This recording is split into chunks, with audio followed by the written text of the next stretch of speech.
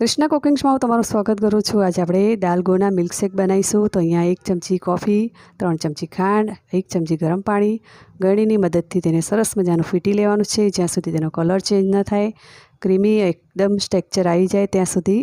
તો તમે જોઈ શકો છો એકદમ સરસ મજાનું ક્રીમ જેવું થઈ ગયું છે। પછી આપણે સર્વિંગ ગ્લાસમાં બરફ નાખીશું અને લગભગ 1 થી 1.5 ચમચી જેટલું આપણે દાલગોના કોફી નાખીશું। પછી તેમાં દૂધ નાખી દેવાનું છે, એકદમ ઠંડુ દૂધ। તમે હોટ કોફી પણ આ રીતે બનાવીને પી શકો છો અને કોલ્ડ કોફી પણ આ રીતે બનાવીને પી શકો છો। પછી આપણે દાલગોના નાખીને બીજી ચમચી પછી તેને બરાબર મિક્સ કરી લેવાનું છે। તો અહીંયા તમારી હોટ કોફી તૈયાર થઈ ગઈ છે, કોલ્ડ કોફી તૈયાર થઈ ગઈ છે।